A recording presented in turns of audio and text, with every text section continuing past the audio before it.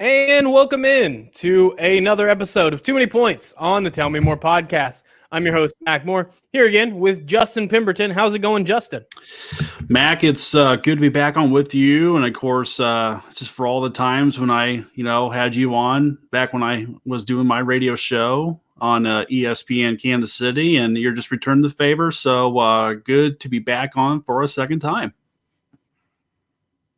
Yeah, it's exciting. We should have done this before now. Mostly it was just you were busy doing like the actual radio show. So I was like, I don't know when like to fit you in on the schedule. And then now that we've gotten to the middle of this pandemic, like half the time I have no idea where I am at any point in time. So it's just like the same four guests that I've started to have on. I just keep sending them like, I don't even know if they're going to show up. I just send them the link, or I just say, here's the time. And then I send them a link right before it happens. And whoever shows up, which came to bite me last week. I had nobody for a while. I was about 2 hours late getting started. And by the time it was done, I brought in a friend who's normally my co-host on the wrestling podcast. And he likes sports, but he was not ready for our NBA draft coverage. You thought it was awkward when you and Bobby had to break stuff down and started calling Drew Holiday a utility player. Like, it might have been worse with my friend Ethan, who he likes NBA. He watches the finals, but yeah, he said all of his NBA knowledge went out the window with following the election. So his brain only one flow. He's going to do one thing, and at this point, it was not talking about NBA. But we had some good NFL talk, and that'll be mostly what we stick with today. Starting out, I said we were going to skip over last Thursday's game just because it was so long ago. But you know what? It's really hard because that was one of the best Thursday night games you're ever going to have. You have Cardinals Seahawks. You have this face-off of what it looks like, Russell Wilson trying to keep his MVP campaign on track, and he's facing what some might argue is young Russell Wilson, Kyler Murray, running around back there, making plays happen, never letting the play die, and he can kill you on the ground. He can also still can throw it through the air and do some damage. And it looked like they might be able to pick it up, but as tends to happen, the moment we all think the Seahawks are going to go down in flames, we look at that defense and we're like, they don't have it anymore. Russell Wilson will just pull through. He'll get them the victory. Seahawks take it 28-21. What do you think of the Thursday night game? Was it just good to finally have action that was exciting instead of the normal trash game we get thrown on Thursdays? Well, to be fair, Mac, that is definitely one thing. It was nice to actually have an actual competitive, uptight game like that. But I think my take from that game is the Seahawks defense finally stepping up because, they were just getting criticized left and right, throughout most of the early part of the season. And they were on track of being possibly one of the worst defenses of all time. But they found a way, to shut down what is considered a up and coming high powered Cardinals offense with, of course, Kyler Murray himself. And then, of course, you got DeAndre Hopkins, who was considered one of the best receivers in the game. Running game, I haven't seen much from the Cardinals. I know they're more of a passing offense, but the fact the Seahawks were able to step up and able to get a stop or two when they needed it, that was the overall biggest take from that game. Yeah, and to get the turnover on downs on that final possession after Seahawks were able to go down the field, get a field goal and turn it into a touchdown difference. That's not something we've seen from the Seahawks at earlier points in the year. They have definitely been the biggest problem with a Seahawks team that has found a way to be 7-3 in spite of that. Like they've pulled out victories, but it also looked like on the in the second half, like as we get further into the season, that wasn't going to be enough. Everything Russell Wilson was playing out of his mind to just barely get them victories. So it seemed like once Russell kind of started throwing some interceptions, they might be in trouble. But as you're right, Seahawks defense stepped up, did what they needed to do, and a Cardinals offense that you talked about it. Like, what's the run game? The run game is Kyler Murray. Like that's the entire thing. He's going to pass on you, and he can take off, and he is the most productive running back in the NFL right now. He's also a damn good quarterback as well. Let's make sure we have that clear distinction. I'm not calling him a running back, but his stats say I'm a running back. I get that done. I don't need another guy next to me. And it's a big threat because you don't know which one you have to stop on any given play, because once you think you've shut down that passing game, that's when Kyler Murray takes off and does the most damage. I mean, yeah, it's just like when we watch Lamar Jackson, it's the same thing.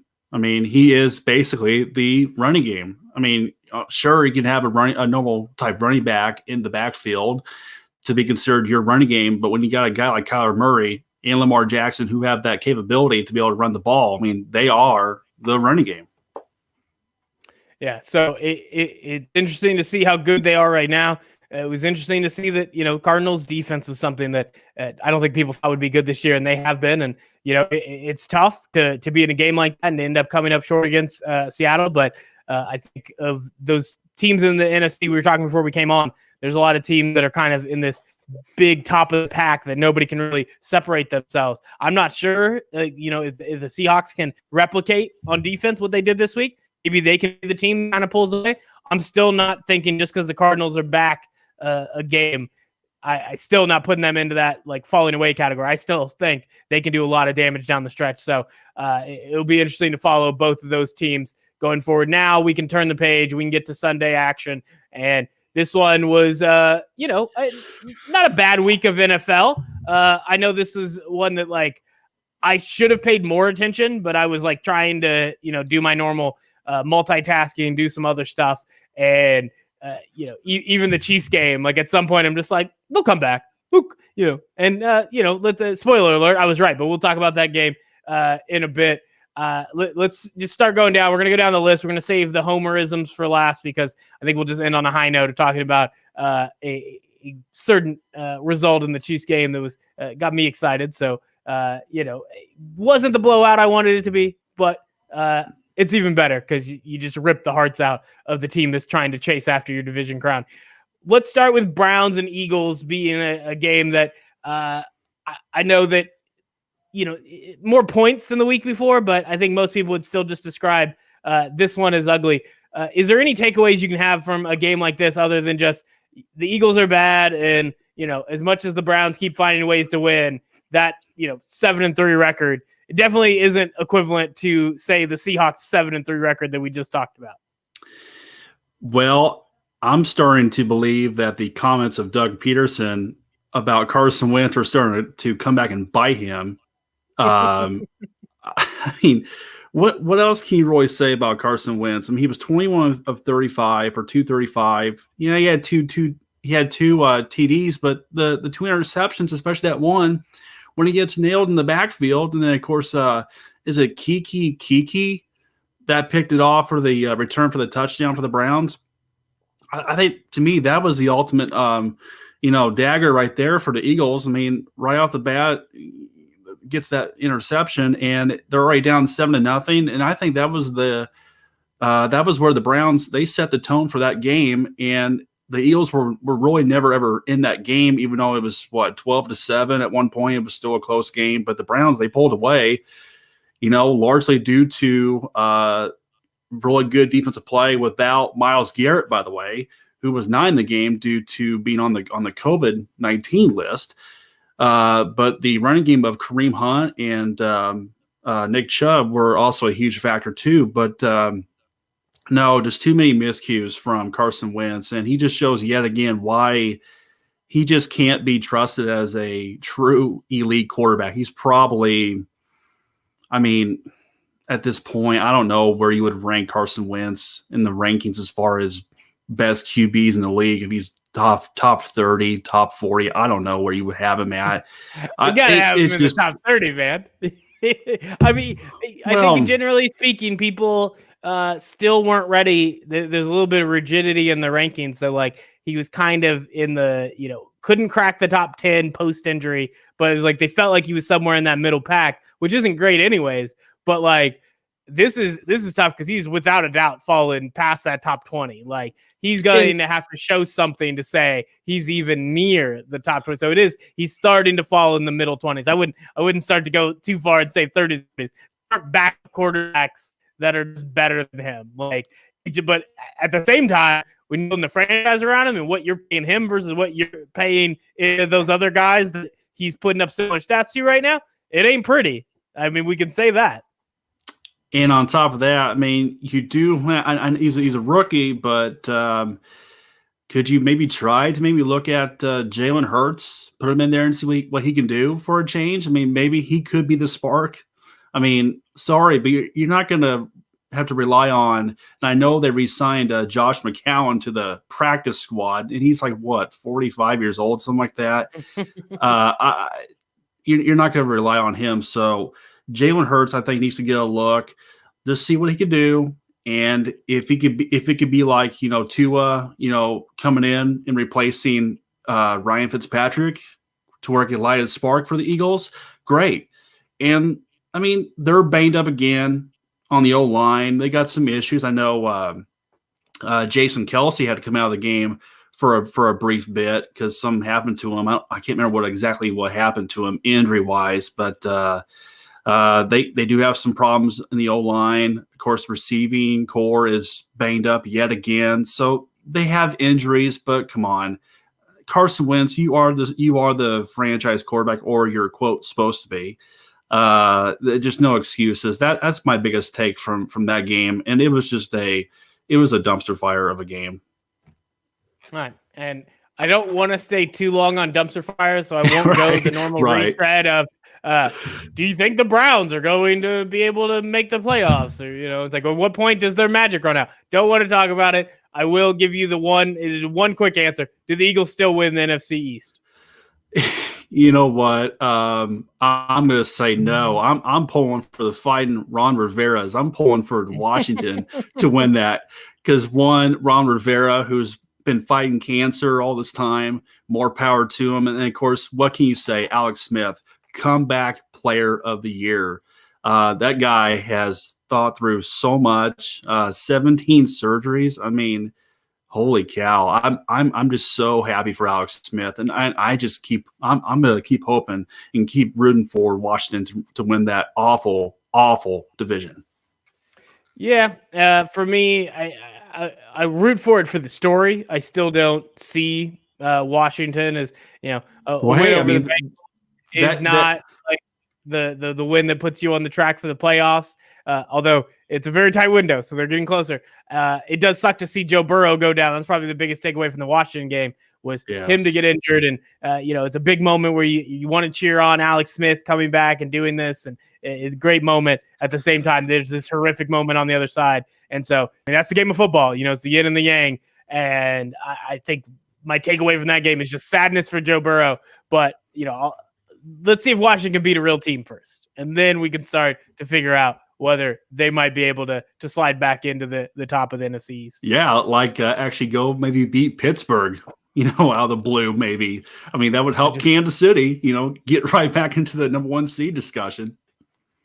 I trust Washington more than I trust the Jaguars, which, once again, as we were picking bets this last week, I was like, oh, you know what? Steelers have to prove it to me to bet with points.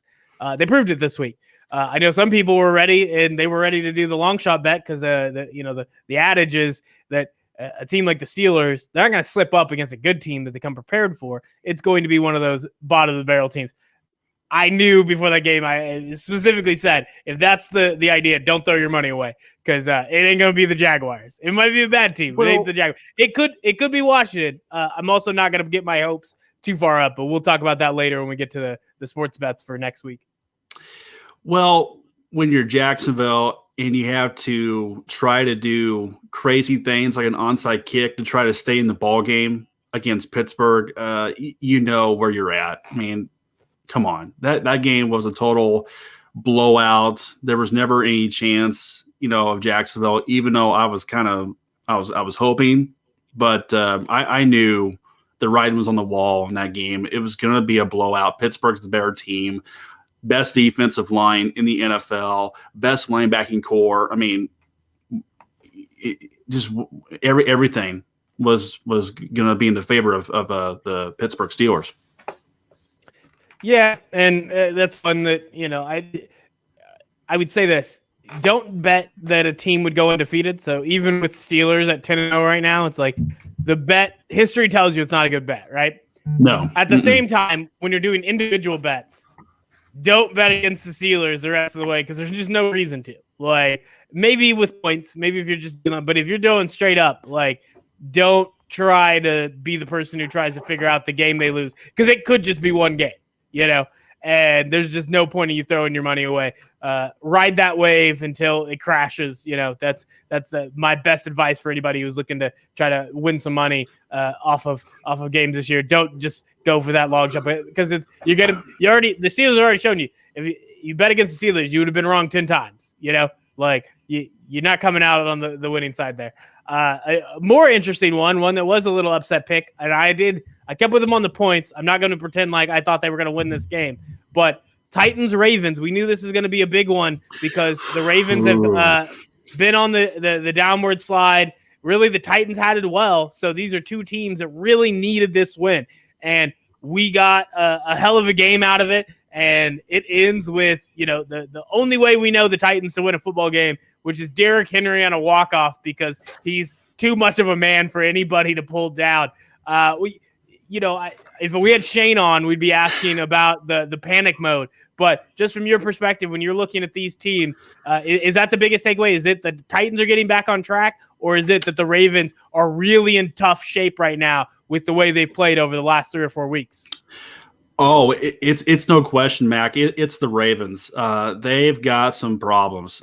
Injuries, of course. I mean, Ronnie Stanley, the guy just got a huge contract, and just like days later, he gets injured, and that is so unfortunate. But and their identity is there's really no identity at all. It's I'm going to call it what it is. I mean, it's a Marty Schottenheimer, type of team. I mean, we saw it last year. It's Marty ball. When it's a team that's just going to be tougher than you, or at least try to be more physical. They're going to try to run the ball, and they're going to play tough defense. I mean, that is pretty easy to figure out. And instead of having a more productive, more consistent passing attack, they're going to get beat. And I'm expecting Pittsburgh to absolutely wipe the floor against Baltimore on Thanksgiving night. I don't see the Ravens having any chance. I'm going to have some kind of rooting interest for Baltimore to try to beat Pittsburgh, of course, for biased reasons, trying to see the Chiefs get back to being the number one seed in the playoff AFC playoff standings. But no, Baltimore's got no chance, and they are pretty much on their way to being completely out of the playoff picture. And of course, if the playoffs start today, as we know, Baltimore would be out of the playoff picture. So no, it's clearly Baltimore. So I could spend time talking about why the Titans, what is positive about it for them, and the way they can get themselves back on track. But honestly, I just have to sit here and I have to be the defender of Lamar Jackson, or just the person who attacks Marty Schottenheimer more so than you are already trying to do with your passive aggressive shade. I watched Marty Ball. That never looked like what I saw from the Ravens last year. There was none of that level of excitement with the way they tried to squeeze the life out of a game. Let's be very careful with the way we describe it. I would say if you're doing broad strokes running, sure, but I'll give you a chance to speak, but then I'll tell you why I think that it's not even close to compare. And even their struggles this year are not the same struggles that we saw befall Marty Ball every year when it got to the playoffs. But go ahead, Justin. Give me your best argument for why you think your point is accurate and not going to get torn to shreds here in a second. So no, Mac, you're absolutely right. I mean, it's not completely, and I mean that's obviously a bad take from me from just a few moments ago. But I like contrition. This is good. It's a good look for you, Justin. I mean, so no, there was a completely slight difference, compared to when Marty was coaching the Chiefs, because the Ravens actually do have a quarterback, unlike Kansas City all those years. And even, well, I don't know about Bernie Kosar, if you would really, where you would put him as far as consider him as a a true quarterback. But let's just go with his time in Kansas City. There was never that true quarterback. It maybe could have been Rich Gannon if Carl Pearson would have just been like a real general manager and would have just given the actual money to the real quarterback instead of Elvis Gerback. But of course, we know what happened there. But of course, Baltimore's got the real quarterback with Lamar Jackson. He could do more things than what any other Chiefs quarterback did back in those days. So yeah, there's a slight difference, but I thought more towards down the stretch, especially heading into the playoffs, I thought you were seeing more of like a Marty Ball type of game from the Ravens, where they were just running the ball more, and the passing game was, of course, struggling. So that's kind of where I was so key end on, of saying that this is Marty Ball. This is like Marty Ball of what you saw from the 1990 Kansas City Chiefs. That's what you saw from the Ravens. That's why I was so big on that. But no, you're right overall. It is completely different. So here's the thing. I would say what the Browns are doing right now is Marty Ball. Now, in fairness, it's a different league. So playing Marty Ball now means, yeah, you might have magically got out to a 6-3, 7-3 start to the year against bad teams, but it's all pretty clear that it's not championship worthy, as opposed to Marty Ball was dominating, and then by the time you got to the end of the year and push came to shove, there was going to be at least one game you dropped because you didn't have the firepower. I think with the Ravens, as much as you can try to point to that Titans game as being proof of that, of they had an electrifying offense, they had what they needed to do to be a great regular season team, but they can't be a postseason team, yada, yada, yada. I think when you talk about them like being predictable, it isn't because they run the ball. I think that is when they've been the most successful. That is where they will continue to be the most successful. They need to do that. The problem has come in. Not this week, because you're not gonna have your two starters. Yeah, that's tough. It might be a little more Lamar running, and then Gus Edwards occasionally, or Gus Edwards gonna have that first real fantasy day from any non-Lamar Jackson offensive player for the Ravens, because it's been tough for anybody who tried to. I got Marquise Brown sitting there, and I can't play him again until I see at least a 5-point performance. I need something that resembles a real stat line, but we'll see. I think with the Ravens, they do need to run. The problem has been it's stagnant, not because they choose to keep running. It's because they choose the same runs. They have not come up with a new attack. They found something that revolutionized the game, worked great. And then whenever you talk about like, somebody figuring them out, when you have a Titans come in with a scheme that works, that only becomes this blueprint if you keep doing the same things. Like whenever the Chiefs run into somebody that comes up with a great game plan for slowing down Patrick Mahomes, slowing down that offense, what do we see? Andy Reid never stops coming up with new designs, new things to throw out there. And instead, we've seen, offenses, whether it's Sean McVay, whether it is, the Ravens, and whether it's the Bills, there are teams that they have had trouble when they figured something out and they loved it so much. They're like, this is it. This is the thing we have to stick with. The Titans did it. Like, that's where they had to try to get themselves back on track in this game against the Ravens. They had spent weeks finally having this off. Yeah, working, but you're going to have to add a little something extra wrinkle. And these teams instead, they're like, well, nobody proved they could beat us yet, but they have. Like, it's not like you're undefeated right now. So you need to every week. Unless you're undefeated, and even then, if you're undefeated, Belichick was still out there. They're undefeated. He was coming up with new shit every week, because that's what you need to do to keep winning. And some of these teams, they found that niche. They were innovative, and then they stuck with the exact same thing. Like, this is how it works. Like, you have to keep being innovative. That's how you keep your job in the NFL. And the Ravens right now haven't shown they have that counterpunch. They came out with a big swing last year, and then when it got shut down, instead of coming back and having something different, it's been the same. That's where they'll need to fix it. But it's not because it's the running attack, because you do what you do well. You just need to find different ways to do it so that the other team can't completely key in on it. But the idea that it's like pass more and you'll win. Well, when they've passed more, they've lost, and part of that is you get down and you just can't make the comeback. fine. But part of it is that's not the strength. Not because Lamar Jackson can't throw, not because of some stupid take that he's a running back that's just out there back at quarterback.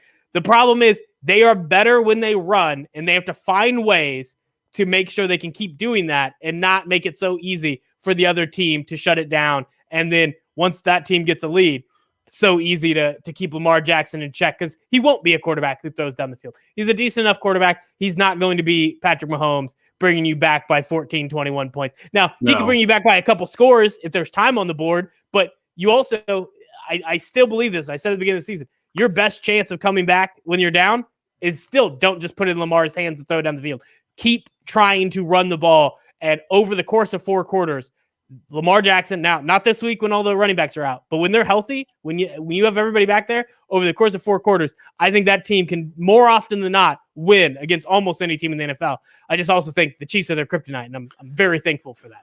So I'm not worried about them running to victory over the Chiefs, but I think almost any other team, I think the Ravens can do that. And their problem is they give that up. They keep doing the thing that's predictable at the beginning, but then they give up in the middle to start throwing down the field. No, keep running. Just do more prep in the week to have your team ready to go with some designs that throw the other team off. Ravens haven't done that this year. Titans haven't really done that this year. And those differences, the teams with coaches who do that are the teams that are still winning this season. And let's also point out the beginning of the game with all that trash talking right at midfield. The Titans, they set the tone for that game when all of that was going on. You see Malcolm Butler, John at John Harbaugh. I was about to say Jim, but John Harbaugh. I mean, that right there, that set the tone. And the Titans, they are who they are. And I have to give them credit for never backing down from what they are. They stick to their game plan. You know what they're going to do. And they're a little more efficient than Baltimore. Derrick Henry, I mean, the Ravens, they had a actually pretty good game plan for a while, stopping Derrick Henry. I think he had just 46 yards rushing until he broke through in the second half. And of course, as we've seen for the past, year or so, maybe a little less more than a year, maybe, we've seen Derrick Henry, not be stopped for the entire game. You're not going to stop him because the guy is just he's a beast, man, and he has proven why he's the best running back in the league. And I mean, but kudos to Tennessee, and I just like how they just put all the chips in the middle of the table, and they just say, hey, we're gonna do what we do, and I guess we'll be okay with losing a playoff game by just being who we are instead of just trying to do something to where it just destroys us for the rest of the game. And it's just all the credit in the world to Mike Vrabel and to the coaching staff and to the players. I mean, that's a good team, and they're proving, or they're actually exceeding expectations, from a lot of people, because everyone was saying, well, they'll just be back to being 9-7, 8-8, and they'll be in the wild card hunt. They're not going to be this division winning, contender, going back to the AFC Championship game and that kind of stuff. I mean, they might, but we'll see come playoff time. We'll see. I mean, that was a quote Cinderella run last year, but you never know. And they're just a team to keep an eye on. And they went into Baltimore for the second time in 11 months, and they beat the Ravens pretty handily. Yeah, and it's something to keep an eye on. It is, like you said, if we're gonna be looking at how this is a negative for the Ravens, we have to be careful at how much we attribute this to Titans. Got this huge victory. Let's see how each team responds after this. It could be Titans got a win over a Ravens team that's ready to get things fixed and get back into place, and this was a shootout that the Titans just barely won, or this is two teams on the downward trend and one of them had to win. We'll figure that out in a bit. I think there's only 2 more games before I get to Chiefs that I really want to talk about. You can tell me if there's another one on this list you want to hit. We have to talk about the Saints just because I know you got some things about Taysom Hill. We're going to have to get that in. But from there, I'd be willing to talk about Tua time. I don't like talking about Broncos winning, but the only other game I want, Colts and Packers, just because we win for the Colts. And I have to ask what I ask every week. The new thing is Justin, are the Colts for real? Okay, this is only if they don't have to rely so much on Phillip Rivers. If they can run the ball, if they can play the defense that we have seen them play for most of this year, and have pretty solid special teams, yeah. And of course, Frank Reich is a creative enough offensive mind in order to have a successful offense without putting the ball so much into Phillip Rivers' hands. But if you're going to rely so much on Phillip Rivers, who is, starting to show he is past his prime, and he is not the quarterback we had seen for most of his time, mostly in San Diego. They should still be in San Diego, by the way, not Los Angeles. But he's definitely not the quarterback that he was once upon a time. And I just think if you're going to rely too much on him, no, because there's just too many other good teams in this conference, including Kansas City, Pittsburgh, and then of course we were talking about Tennessee. I think Tennessee's a better team than the Colts. I know the Colts did go into Nashville a couple weeks ago on a Thursday night and did beat the Titans. I honestly thought that was because the Titans were just off their game, and the Colts just took advantage of it. But yeah, I mean they could be for real if they just do more than just relying on an aging quarterback. But if they're going to do what we were just talking about, or what I was just talking about, then no, they're not for real. And they're just going to be a team that's good enough to get into the playoffs. Or I guess to quote Colin Cowherd, who was mentioning this a couple weeks ago, I was watching one of his videos on talking about the Colts being like the Chiefs before Patrick Mahomes, where they were going to be good enough. I know it's fair to shake your head. I was a little kind of puzzled on that too. It's Colin Cowherd. I mean, let's be fair and honest. I mean, he's quite the inconsistent sports taker on a lot of takes. But he was saying that before Mahomes, I mean, you knew the Chiefs were going to be a good enough team just to get into the playoffs, but you knew with the lack of higher quarterback play, there was going to be not enough firepower to get the Chiefs to a much more higher level, past, say, the wild card or divisional round. You knew it was going to end there, and they would get no further with Alex Smith.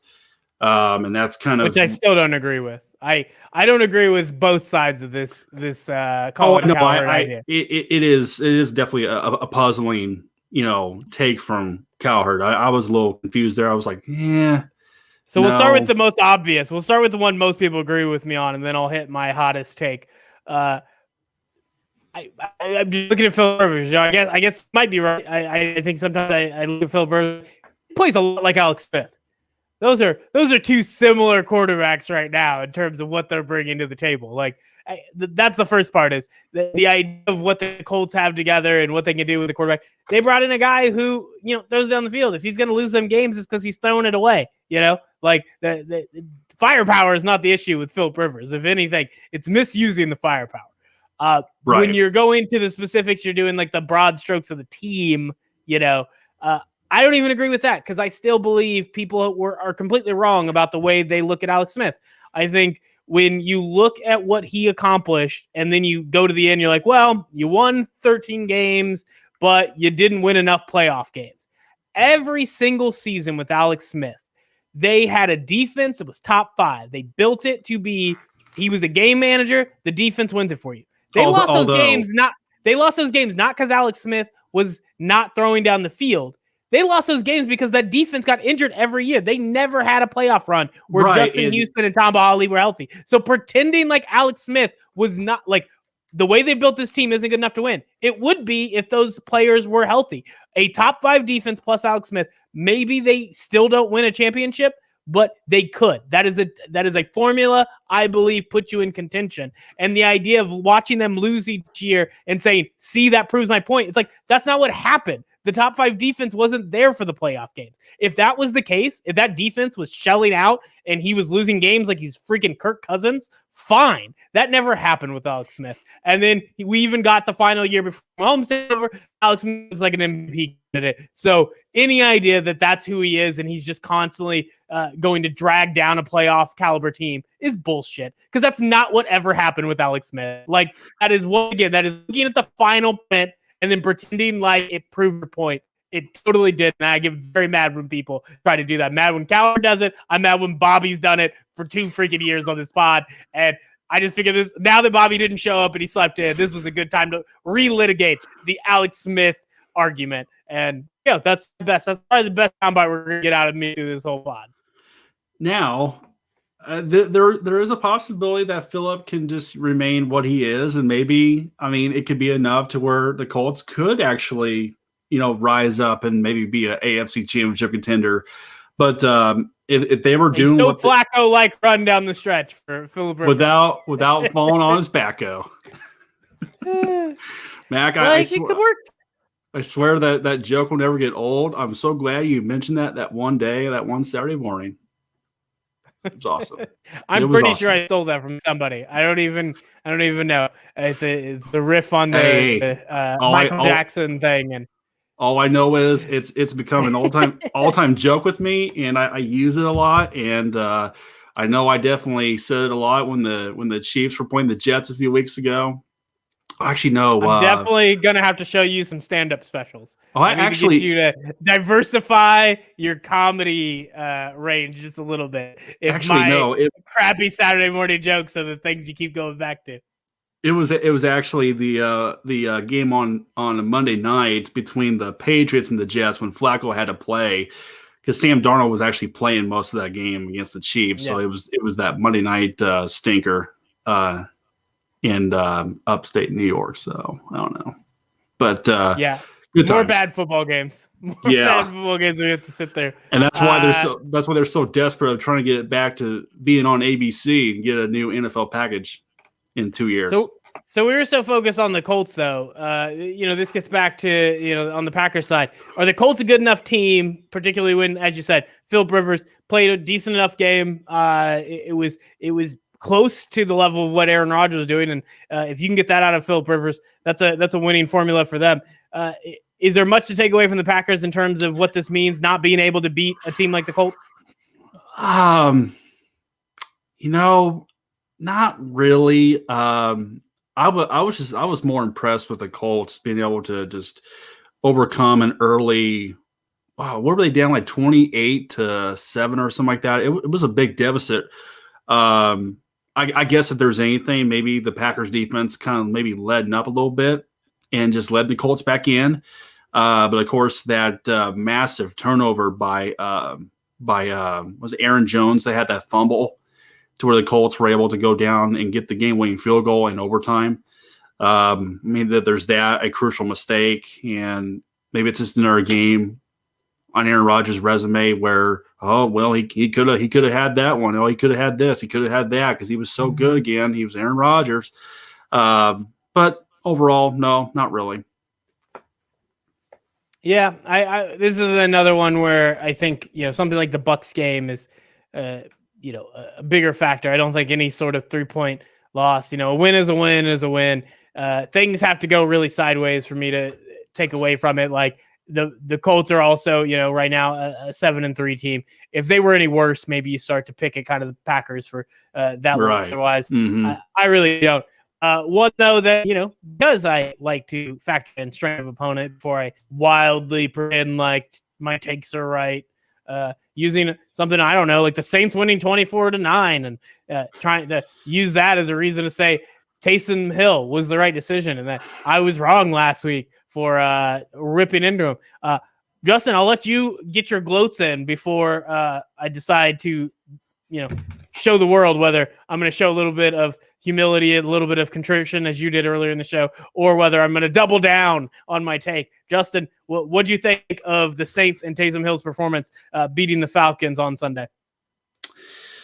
So, I mean, I was actually surprised during the week when I saw the headlines that Taysom Hill was going to get the start. I was expecting it to be Jameis Winston because we've obviously have seen more tape, we've seen more game footage, we've seen more stats from Jameis Winston. Of course, we know all about his famous season from last year: 30 touchdowns and 33 interceptions, being the first quarterback to ever do that in a season. But hey, Taysom Hill, I know we were talking about before we got started. He doesn't have the strongest arm, but I mean he did enough. Of course, he shows his running ability.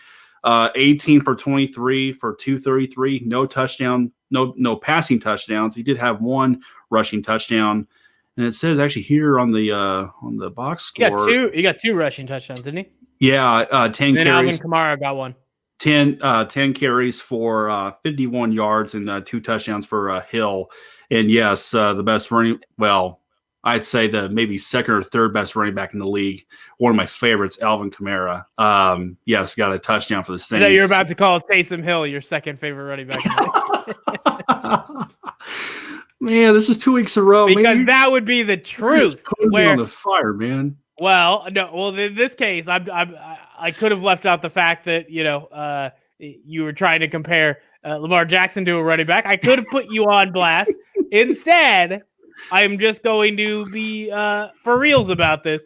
I'm still leaving Taysom Hill into a running back category, or as ESPN is ready to take away, let's just leave him as a tight end for a while and let people steal the fantasy points. Yeah. One of my friends actually used him as his tight end, and he was pretty thrilled with the results. And actually, one of my other friends actually used him as the league. Huh? I was gonna say quit the league. Like I thought it was gonna be the friend he faced in the game. Just it's like one friend used Taysom Hill as a tight end, other one gave up on fantasy football. Quarterback is the flex. Luckily, my draft app that I'm in the league is the sleeper app. They fixed that immediately. Some guy picked him up thinking they could get it, and before as soon as he was named the starter, they changed the designation to QB. So they nipped that one in the bud pretty quickly. But yeah, a few people cashed in.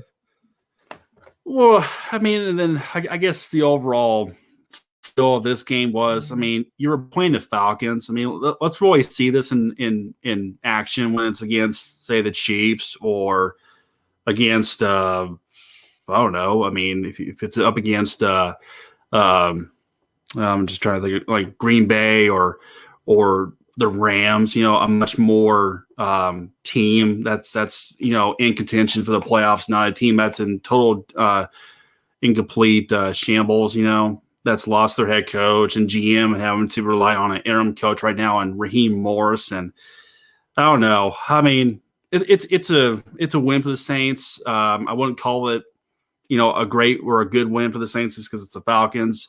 And I'm just going to say this in one of my leagues. I am done with you, Matt Ryan. I am never going to draft you ever again because I was so mad that he only gave me 5.28 fantasy points. Todd Gurley only had 3 point something. Julio Jones had a bad game. I was so disappointed, and it all starts with Matty Ice. So, Matt, that's it. And I'm probably never going to draft any Falcon players for a while, for the next few years until they're back to being anything. Yeah. Yeah, it's pretty much just Calvin Ridley. And then Julio is like, he has to slide. Right now, I don't think there's going to be a correction in where Julio Jones gets picked up. And I know there won't be because I've watched AJ Green not slide down after pretty much not playing for two. Like, his draft position so marginally dropped from being a guy who's like, well, I mean, if he plays, we got a number one receiver over here. It's like, he ain't playing, dog. Like, there's no reason to waste a top 3 pick, a 3rd round pick on him. And people do it every year. I was there. I did the first year. AJ Brown was like missing the first half of the season, and then I gave up. So somebody like Julio Jones, if his draft position drops down a bit, he's still a guy. Ridley's still a guy. Nobody else on that Falcons offense. I even had Russell Gage for a while there, and that's just a free agent pickup. And I couldn't trust it. It's like the games where he was leaving with concussions were his highest scoring games. Games where he was healthy, making it all the way through, he was getting me like 2 points. I'm like, I can't do this. Like that's a level of inconsistency. It's whatever his value is. It's not worth me figuring out which week that's going to happen. And in Matt Ryan's case, if you got a deep league, if there's not somebody else there, you just have to kind of hope for a good Matty Ice game. Otherwise, not worth it. I rolled with Alex Smith this last week. That was my big I need a bye week play. It wasn't great. Didn't help me win because the rest of my team was garbage. But it was a decent move considering you're looking at an empty quarterback pool and you're like, well, what do I do? I survived the 1 week without Josh Allen, but I'm gonna need Josh Allen to have some big weeks going ahead if I'm going to make the fantasy playoffs. I think I'll make it in, but I'm right on the edge, and I don't have any chance of going deep in the playoffs if I don't get some things corrected. One of those things, Hollywood Brown to the bench, and another one is don't do crazy plays like Russell Gage. Like, what week is he going to be good? It's not worth it. Just find somebody else, and you're better off with Brashad Perriman. So right now, in terms of the teams that we left the best for last, we still want to talk about that great Sunday night performance. This is actually a great week of just primetime games. Each game that they put into the primetime slot, just thrillers. And in this one, I know as Chiefs fans, we want the blowout. I wanted it. I thought after the lap around the stadium, and I'm not even mad anymore about the Raiders for the lap around the stadium. I love when people are, outlandish and ridiculous. I love John Gruden's outlandishness. And now that he's on the Raiders, I love to hate it. It's great. For me, I was more mad that we had to hear about it so often. Like, I think when something like that happens, you report it once, and then the Chiefs, if they want to put it up as bulletin board material, if it's going to get Andy Reid bent out of shape, that's a good sign that the Chiefs are going to come in and they're going to want to destroy this team. And in fairness to the Raiders, they weren't destroyed. This was a game I was picking. I took them Chiefs with the points. They did not cover, and the Chiefs get the victory. And in football, that's all that matters. Figure out where the Raiders are. Like, the team that stood up to the big bad, the final boss that is Patrick Mahomes. Patrick Mahomes is Thanos running around right now, and he snaps his fingers and that game is over. Travis Kelce is standing in the end zone after all the other the opponents have been snapped into dust. He's by himself in there. Having that victory, and like I said, I think I sent this to Shane when I was talking about he was concerned about the Ravens. He was like, if they lose this week, I'll be a little bit concerned. And I'm like, I was a pro Alex Smith Chiefs fan, so I have not had a concern in this world since I saw Patrick Mahomes light up the Broncos in that first game he jumped in at the end of his rookie year. I was not concerned in this game. And the Raiders won last time. There's a reason to think, maybe the Raiders can pull it off twice. But there's also every single game, it doesn't matter what the score is, there's going to be that moment at the end where the Raiders score the go-ahead touchdown. And I think my wife was sitting there watching. She's like, she was upset. She was mad at the score. And I'm like, no, that's good. There's extra time on the clock for Patrick Mahomes to go down the field. Sure enough, he is Thanos. He is inevitable. He went down the field and he snapped the Raiders into dust. Justin, what did you think of that game, and particularly of Patrick Mahomes just always being the one who gets the final word in these close games? So my first take on this, it was like watching Joe Montana driving either the Niners or the Chiefs down the field. I think of that classic in Denver in '94 on a Monday night, LA versus Montana. Montana has the last lap, has the ball last few minutes of the game, and just calm, cool. I mean, he didn't feel pressure. And of course, I'll ask for your opinion on that whole take on, would you let the defense, let the Raiders score and then have the ball, for minute 43, all that. I was not as tuned into the moment as I should be as a Chiefs fan, like I said, because I was trying to get work done. Like, I was like, I'll leave this in Patrick Mahomes' hands. So without seeing anything other than looking real fast to be like, this is the time, this is the score situation, the first thought in my head was, yeah, let him score. Like, you're better off letting him score rather than running on the clock. I haven't done the numbers. Right. I haven't cranked it out to figure it out. But that's a good sign. Whether that is like, the best plan. Whether you could tell me that that's not a good idea, you could show me whatever reason your game theory on it. All I know is that is another sign of how great Patrick Mahomes is, that as a fan, I can be like, yeah, let him score. And not even like concerned, like not like, oh, how are we going to win this? But literally, yeah, just let him in. He's got it. Like that's how good Patrick Mahomes is. Right. Even though, I mean, I'll admit, during that time frame, when that was happening, I wasn't one of those, that was saying, "Oh, let him score." But Yeah. I mean, looking back at it, I mean, it did turn out to be the right decision, the right thing to do, because it gave Mahomes and company all that time in the world, to go down the field. But I think what really won the game for the Chiefs was how they managed that game compared to the Raiders. I mean, the timeouts that were being used early on by Gruden. I mean, how stupid, and how costly it was to burn those first two timeouts early in the first quarter, and then of course the bad timings with the challenges that he lost, and just to kind of maybe clarify this, or maybe a little help with this of knowing this. Do each team get two challenges now, even if they lose the first one? They got one more to use, or am I wrong on that? I don't know. I wasn't so sure about that, because they lost the first one. I forget what the challenge was all about, but Gruden loses the first one, so I'm thinking, okay, well, there's no more challenges because he lost that first one.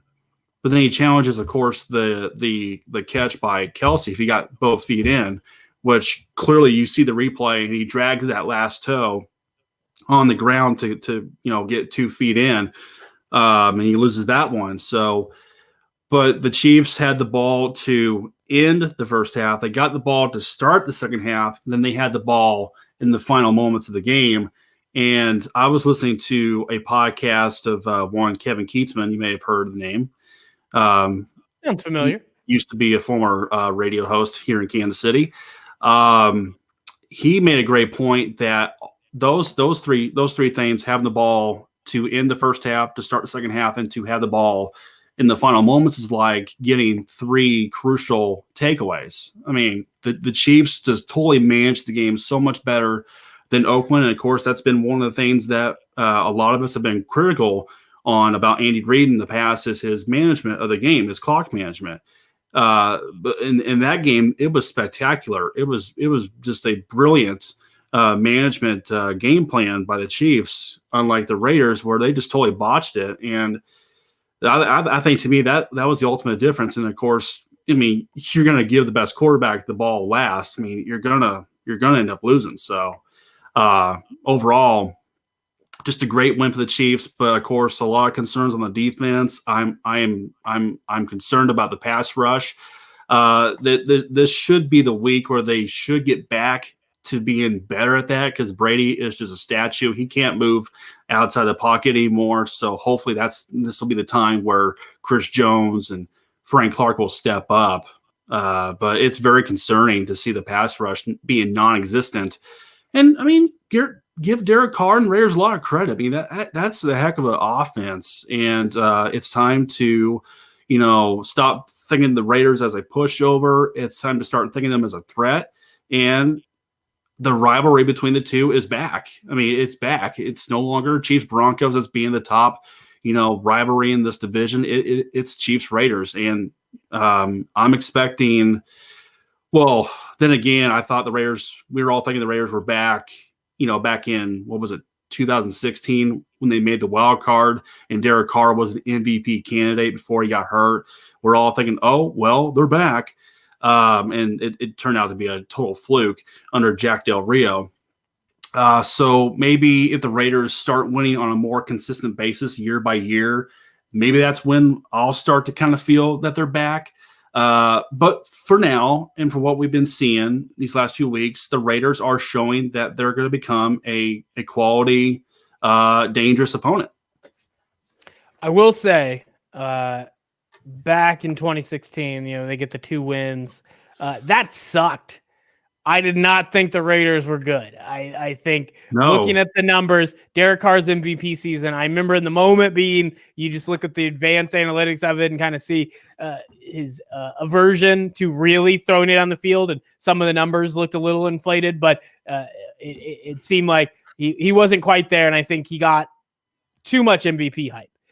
This year, it's become a little bit of a joke because I know, I forget which, it was like PFF or somebody tweeted out the Raiders stuff. It might have just been a random ESPN one where they're like, here's Carr's stats. And they were like, this is right before the election. So it looked like they were gerrymandering which ones. Like, he's better than these quarterbacks at this stat, better than these quarterbacks at this. Is he an MVP? And I was like, I'm going to yell at you because you're stupid. But in fairness, his numbers this year look way better than that year when he got an MVP vote over Russell Wilson. I won't let it go.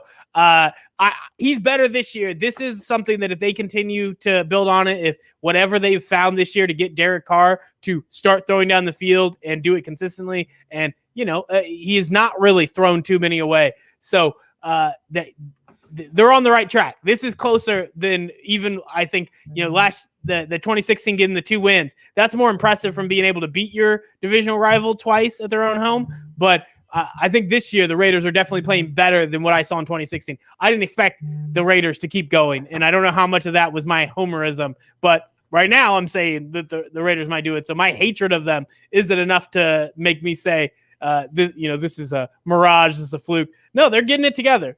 You're right. We have to see over the next season or so if they're able to stay on that track. But I think this is definitely, without a doubt, a more complete team than that 2016 year. I saw that as a flash in the pan in that moment. I'm not so sure that that's what we're seeing from the Raiders right now. They could be figuring it out this year. So let me just kind of ask you, with the Chiefs defense, is this more of the personnel just not getting it together, not playing better, or can we maybe take some of this and maybe put a little bit of a blame on some of the play calls from Spags on defense?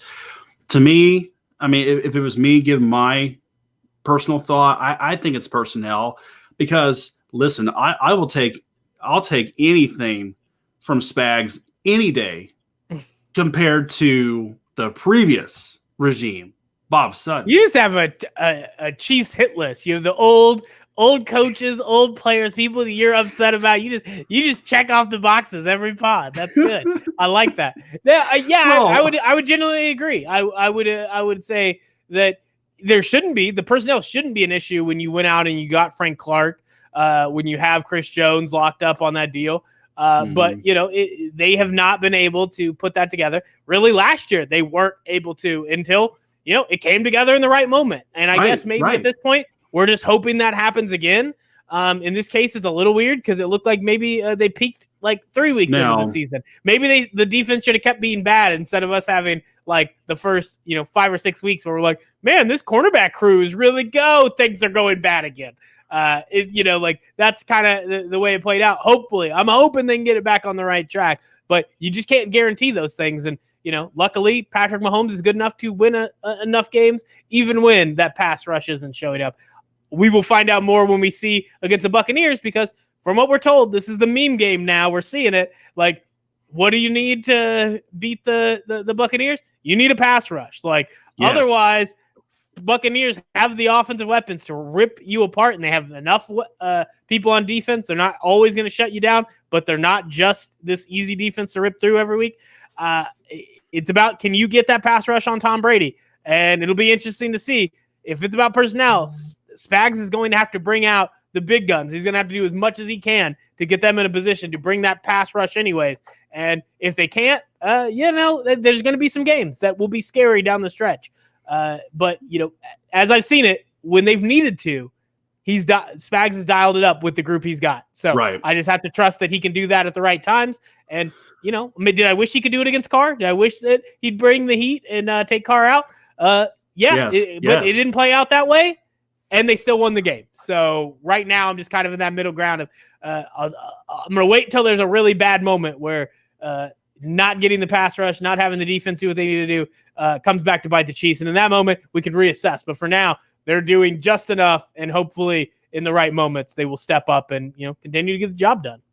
And they're going to have to really step up in a couple of weeks when they go down to South Beach, because Tua, unlike Brady, is not a statue. He's actually young. He can move around outside the pocket. He can do many things. Now, of course, we'll see what happens with the quarterback situation, because I know Tua, of course, was pulled, in the loss against. Seemed to be just to keep him healthy. He was getting murdered out there, so it was like, let's not get him injured right now. So I heard a lot of different takes, like, oh well, he's out there because he got hurt, but then I heard others say, oh, he just got pulled because he was just playing bad, and that he was playing bad, but part of playing bad is it was bad enough, and the playing bad was going to get him hurt. He was dropping back so much against a pass rush that, of all of the faults on the Broncos, they can bring the heat off the edge. And Tua was taking drops so far back that he was getting killed out there. And, right. It played into the fact that you don't want him to get injured. That is something that makes more sense. Yank him, put Ryan Fitzpatrick in, and through the next week, work to get that fixed, because you don't want somebody, particularly with his, history of injury issues, you don't want him out there putting himself into the positions he was putting himself in that game. Right. And those 6 sacks, really explain the whole concept of that game. And but just overall, it's just a game that I'm kind of getting a little concerned about. Of course, beginning of the year, we're all thinking, oh, well, Miami, oh, well, that's going to be a cakewalk. But now if Tua as the quarterback, possibly, again, we'll see what happens with the whole quarterback situation with the Dolphins. But and then, of course, we're just talking about the whole concerns with the pass rush. It's just something I'm just a little looking ahead to and a little concerned about. But hey, the Chiefs are the defending champs. We got a good core of players, and I'm not overly concerned, but it's just something to kind of just look ahead to and just kind of think about. Yeah, without a doubt. And now we're ready to look ahead. We've gone over to NFL Week 11 action. Now we want to look to next week, see if we got some bets, see who we're liking with the lines as they are. Although a lot of lines are disappearing as we're getting more teams that are very unsure about whether they can play. Ravens Steelers, one of those games on Thursday. We're staring at an empty line right now as they're still figuring out who can play, how many of those running backs. So I think most people knew this when you're going to have an NFL season during a pandemic like this one. We knew that these type of issues were likely to creep up, and they made the choice. It's try to make do with what you have there. But looking at it right now, we still have a few games we can pick from. Starting with first game that I can't believe 11:30 a.m. on a Thanksgiving. That's going to be fun with Texans versus Lions. And right now we got Texans -3. Who do you got in this one, Justin? You don't look happy to pick this one. No, you can see my reaction right now. This one, Houston is a 3-point favorite. I guess that's a little understandable because you get Deshaun Watson, but I guess I'll take Houston, but man. The supporting cast for the Texans, it's just left to be. I don't know. I'm taking the Texans as well because I tried to pick up Marvin Hall as a last-ditch flex effort, and it blew up in my face. So I hope the Lions go down burning. I'm gonna take the Texans on this one. That was too much for me. Well, hey, this is the right day for them to go down burning because it's Thanksgiving, and they don't ever. When was the last time the Lions won on Thanksgiving Day? I don't know, but it's been don't bet against history. Don't bet against history. I'm gonna go Texans on this. Well, hey. So Bobby Lane, who a long time ago, way back in the day, I think we know the story. I think we all know. He said the Lions will never win because they traded me to Pittsburgh. So, gotta love your sports curses. It's a good time. I usually just blame the actual dysfunction I see from general managers and coaches, but if we can blame a specter, that's also fun. Washington, blame the guy with the pencil in his ear. Washington versus Dallas. We got Cowboys as -3. They're just setting us up for failure right now with these lines. They're just messing with us. Who do you got in this game? Just general sense. I mean, you were talking earlier. You were wishful thinking for Washington. You can't do the little face. It's the Cowboys. Like, if they're going to win the division, they have to win this game. You've already picked your winner. Come on, Justin. No. Don't back out now. I'm not making the because I'm going to change my pick. It's just I'm surprised with the line, with the spread. You're getting 3 points, man. This should be easy for you. Pick Washington. Well, I am going to pick Washington. Well, then do it. Don't pretend like this is hard. You went full force for the Washington football team just mere minutes ago. It was a long time ago. We've been on this pod a while, but it wasn't that long ago. All right. So, yes, I'm going to stick with the Fighting Ron Rivera's and Alex Smith, and that's for that reason. And plus, I mean, Dallas, your defense is just, I think, historically bad. Mike Nolan, when was the last time he was ever a great defensive mind? I would say never, even during his days as a head coach with the 49ers. And Alex Smith was actually there when he was head coach. But I'm going to, go with Washington just because Dallas, I mean, I know they got talent. I mean, Andy Dalton can still, play a quarterback, and CeeDee Lamb's a really talented wide receiver. Of course, they got Zeke, and but just give me Ron Rivera. He's a better coach. It's been a total slap in the face, I think, to Jerry Jones for hiring Mike McCarthy. I knew it was going to backslide. I knew that was not a good hire from the very beginning. Okay, I mean, you're moving on from Jason Garrett, big deal. I mean, big deal. That's nothing. So, but give me Ron Rivera and Alex Smith in the Washington football team. I want to say Redskins so bad, but I know the name change, but. Yeah. And I guess I've tried to not say it before the name change. And, there's just times my brain it throws it in. There's words I learned when I was little that it just, you start to say it. It's like, I would never say the word anywhere else other than after the name Washington. And then you just kind of, you got to reprogram yourself. But like right now, I would say this is tough. I'm going to say that the Cowboys beating the Vikings by 3 on the road, that's a better win than Washington beating the Bengals 20-9. Like, so when I'm looking at it, I trashed Andy Dalton last week. I actually made a split bet as a joke that when I was picking, do I go Cowboys or do I go against them?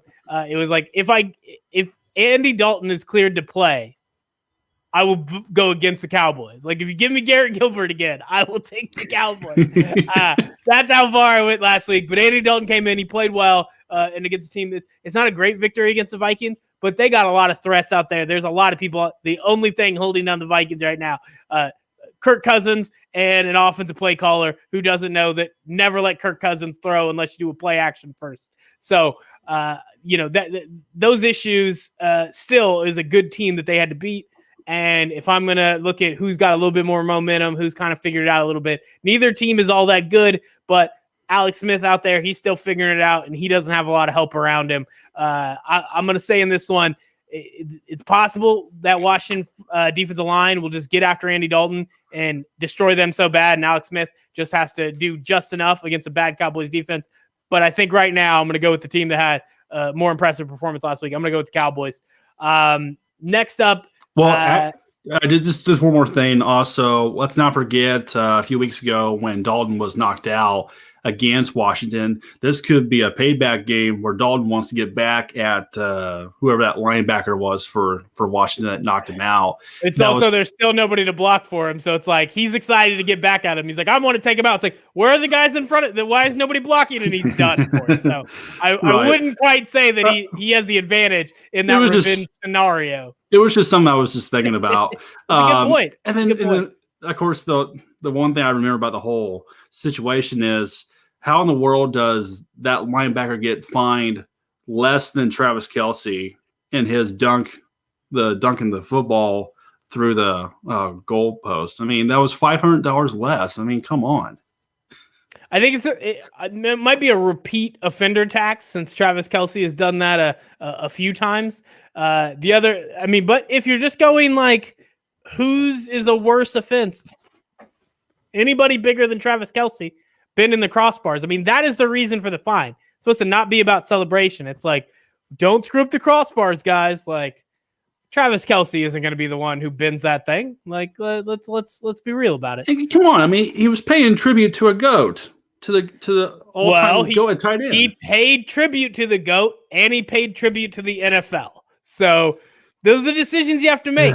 Like, is it worth it? And I give Travis Kelce props for deciding it was worth it. I'm not going to sit here and defend the action to be like, NFL has to stop finding people for things like this. This is one of the few that has a good reason why they say they're finding people. Don't bend the goalpost. I'm just saying, a blow to the head is far more severe than someone, dunking a football through a goal. I'm saying that one is about build up. I mean, you're hitting people all day, so you have to decide when it's the wrong form of hitting someone.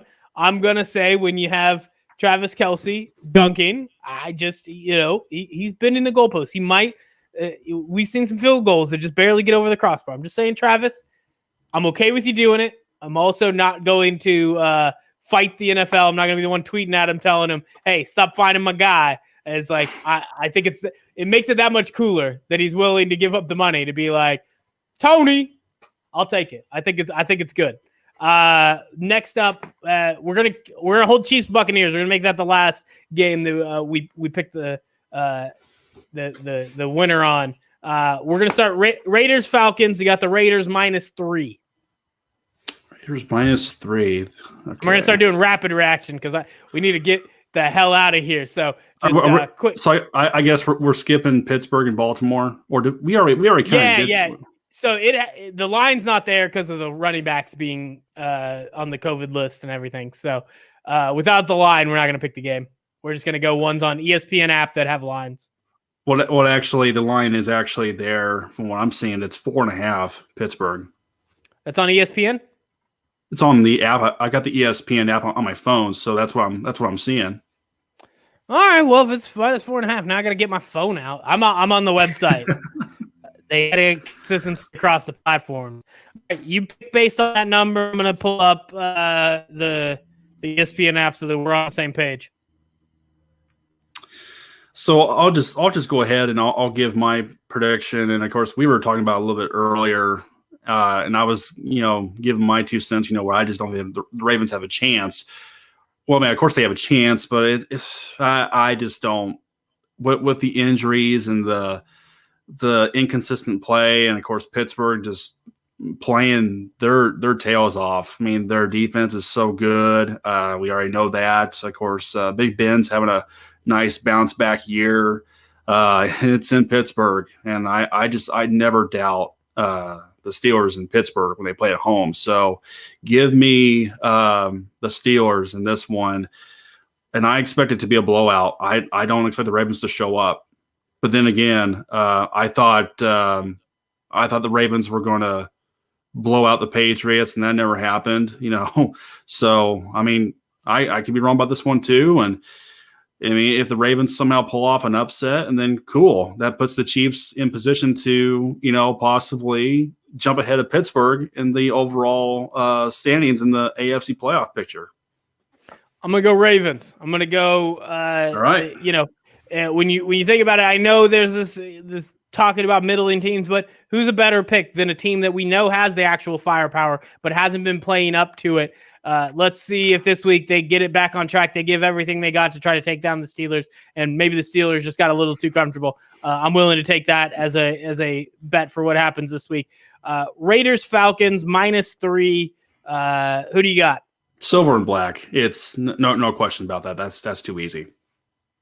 I mean, it's on the roads in Atlanta. I know the Falcons still have some offense, to provide. They still got, Julio Jones, and there's Todd Gurley, but Raiders, they're playing too well.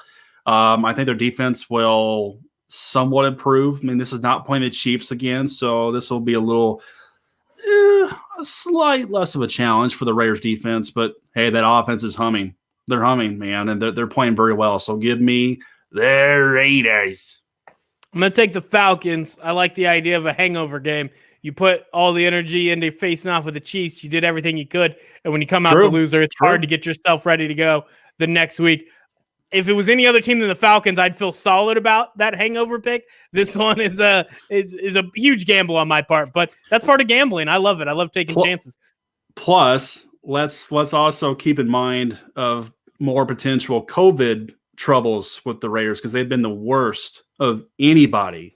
I mean, they were lucky to be in this game with Kansas City this past week because they had so many players out on defense. They had 10 players, I believe. Eight of them were starters on that defense. They were out with COVID, and of course, 7 of them were activated off the list. I mean, that was pretty crazy. So I'm gonna kind of keep that in mind because the Raiders all year long have just been so undisciplined with the rules. So, but I'll still take the Raiders in this one. No question about it. All right, we got Bills, Chargers. Bills are at home with -5.5. Go Buffalo. They'll be circling the wagons at home against those low-life Chargers. Hey. I've been picking Bills every week, but remember, Chargers, they got a win this week finally, but it's not about whether they get the win. It's whether they can cover a 5.5-point spread. They've done a pretty good job, no matter who they've faced, of coming up short -3. That's the exact window for the Chargers. I'll take it. I'll take the. This would be a big bet on me, and mostly because I think if the Chargers lose by 3, we're talking this is like a 37 to 34 game. And that's exactly what I need out of Josh Allen for my fantasy team. So this is me fantasy booking how I want this game to go. We got Giants, Bengals. This is another interesting one now with Joe Burrow hurt. Giants are a -5.5. Is this one where they're right in that sweet spot of they should win pretty handily against a Bengals team that the only bright spot is now not on the field? Or is it Giants are so bad, why would you ever think they could cover -5.5? Even against the lowly Bengals? Justin, who you got? It's only because of Burrow being out for the year. Give me the G-Man. It's really sad for me to even be at this point picking the Giants in any game because they're so bad. Being in the worst division in all of football, probably the worst division we've ever seen in pro football history, maybe. I know the NFC West a few years ago was trying to claim their case. When the Seahawks, of course, made the playoffs at 7-9. If you remember that year, between the Rams and the Seahawks. But give me the Giants in this one. There's just not much there with the Bengals. I don't know either who their quarterback is right now. I don't want to know. So give me the Giants. Give me Danny Dimes. That's such a bad nickname, by the way. Perfect nickname. I made the argument. Perfect nickname. In honor of Bobby, can we just say the little Duke energy? We could. I made this argument in weeks past, and I'll make it again. Danny Dimes is a perfect nickname because, like a dime, he has value, but he still isn't worth anything. That is who he is as a quarterback. He's got talent. It doesn't mean much because it doesn't get the job done. When we can't really, I guess, put all the blame on him, and it's just the lack of. Okay, I will. You just did. Well done. I'm going Giants as well, though, because they beat the Eagles by 10. Never know with any of those NFC East teams. There's no trajectory. There's no up and down. They're just kind of wiggle around in this cesspool that is the NFC East. But when you have that type of win and now you're facing a team that, as bad as I think the Eagles are, Bengals without Joe Burrow is another level down. I'll go the Giants even with the -5.5. Colts, Titans. You got the Colts -3.5 here. I'm just going to go out real quick and tell you right now, since I didn't get to explain the Titans side of things. I am looking at the Titans and Ravens as on the up because, as you saw from my pick on the Ravens earlier, I think that was a team reestablishing itself against another team that also looked to do so, and only one team was able to get that victory. It was the Titans, and now going up against a Colts team where it's -3.5. I know the Colts look good beating the Packers. I'm thinking the Titans get this one. I think the way that they're playing right now, I think they can pull it off, and I think the Colts just aren't quite ready for beating a Titans team that is both taking shots downfield with Ryan Tannehill, but is not making a lot of big mistakes. And if the Colts had a more high-powered offense, maybe they could just run past the way the Titans are playing right now. But I think with the Colts, if they try to do that, and if the Titans put any points on the board, then it becomes Philip Rivers trying to turn it into a mano. And sadly, I'm taking Tannehill in that faceoff right now against where Philip Rivers is. I think it's more likely Philip Rivers is the one who makes the mistake. I'm taking the Titans. Yeah, give me the Titans as well, because this is going to be a game where the Titans just say, okay, well, you say you got the best defense in football. I mean, as far as in some of the statistics, they've got a pretty good defense. We're like number one or something like that.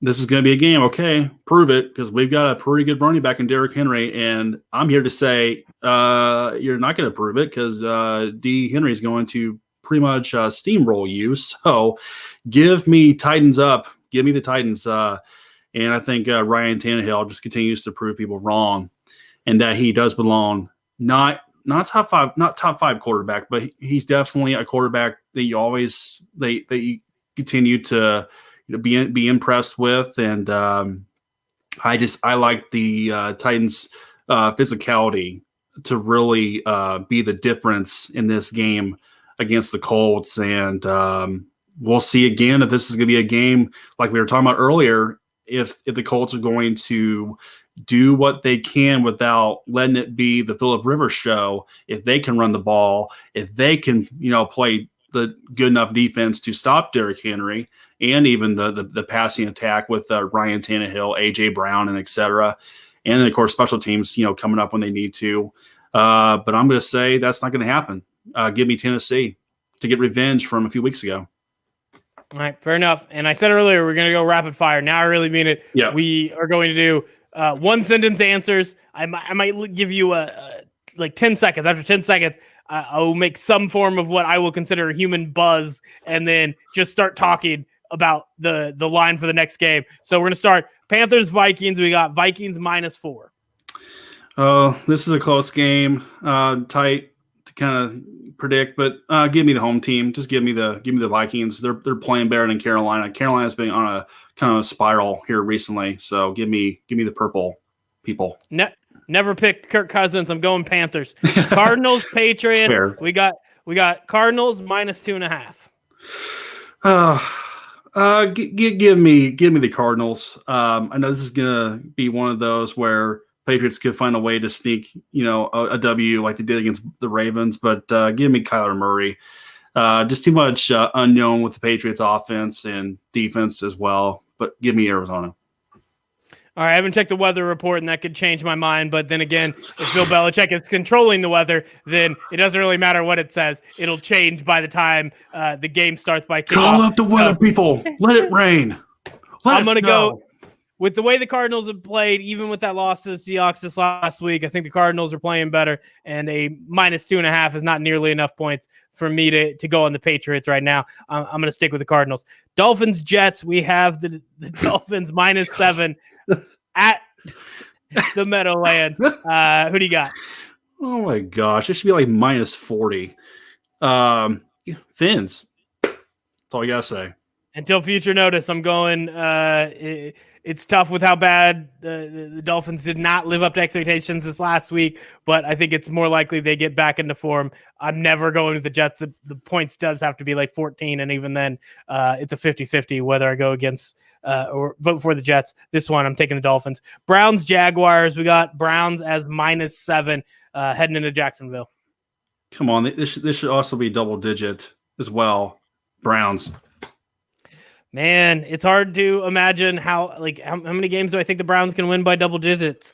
If the Jaguars looked any better than they did this last week, if they didn't get killed, even against the Steelers, it's just not enough. And until that changes, at least I know the Browns know what they can do. They can run. I'll go the Browns on this one. We got Saints, Broncos. Saints are -6 going into Denver. Saints are going to go marching into Denver, and it's going to be a blowout. Give me the Saints. I think you got a similar issue of what happened this last week with Broncos having the pass rush to go after a quarterback who is not quite comfortable back there. Taysom Hill looked good this last week, but he also had a few plays that didn't look great. He had a few fumbles. I think this defense has just enough to slow him down. I don't think they win, but I'm taking the Broncos with the plus 6 points. All right. We got 49ers, Rams. Rams are -7. I will just go that one real quick every week until I see something different. I like what the Rams are bringing to the table. I'll go the Rams even with that -7 points. Too many injuries on the side of the Niners. It's a lost season for them, and the Rams are just so much better this year offensively, and their defense is playing out of their mind right now. So give me the Rams, and plus it's at home, so give me the Rams. All right, we got Bears, Packers. The Packers are -8.5. Should be fun. Divisional game with a lot of points. Yeah, a lot of points. No way, because the Bears offense they can't score for their life. A lot of points for the Packers, I should have said. Not a lot of points in this game. Unless it's just the Packers scoring those points. Even with the -8.5. I know this is a dumb bet considering the Bears have played above expectation. But now that they're starting to come back down to earth, feels good to keep piling on. I'll take the Packers even with those points. Right. I'm going with the Packers too. It's just there's nothing there for the Bears offense. There's no quarterback. There's no life. I mean, it doesn't matter what you try to do. You can't do anything to change it, to help it. In the Packers at home, come on. We got Seahawks, Eagles. Seahawks are -6 going into Philadelphia. Who? Could this be the game where maybe the Eagles maybe just start showing little signs of turning things around? I mean, and Seahawks defense. I mean, let's see it again. Back-to-back games. Can you do it again? Can you make a statement on the road in primetime? So I guess give me the Seahawks, but barely. Easily Seahawks. I don't trust the Eagles to do anything once again. If you're going to lose by 10 to the Giants, I just saw the Seahawks have a good defense. I think the Seahawks win by 10 if the Seahawks are playing like they were at the beginning of the season. I'm taking the Seahawks. This is the whole reason we go through all this, just to get to the final one. This is the only one that matters. Chiefs, Buccaneers. Chiefs are going on the road, but they, even as good as Tom Brady just has been playing, we got a 3.5 spread in favor of the Chiefs. Who do you got in this game? Do I even have to ask? No, it's KC, man, all the way. Chiefs. I'm right there with you. I need at least 7 to pick against the Chiefs, and I'll do it because I love. There's nothing better than if the Raiders spread wasn't as high, Chiefs could have. Won the game, came back and won, and then just, they lost the spread, but, I'm perfectly fine with having that tight victory. And if the Chiefs are, plus, -7, -8, I'm willing to vote the other side and then enjoy both me winning money and the Chiefs getting the victory. That's a good double dip. With it -3.5, I'm hoping for a complete blowout. I hope the Chiefs beat the holy hell out of them. We'll see. I don't expect that to be the case, but you never know. This time last year, we were wondering if anybody was going to find a certain person on the missing persons report. Everybody was looking high and low for Frank Clark. Couldn't find him. Maybe he shows up again in this game against the Buccaneers. Maybe the Chiefs finally start to get somebody after the quarterback. And like I said earlier, it could just be scheme based. That's what you have to do against Tom Brady. So at the very least, you're either going to get burned or you're going to get home and get to him. And so this should be a fun one to see whether the Chiefs can dial it up and make that happen. I'll pick the Chiefs because I really want to see that happen. But that's all we have for NFL action.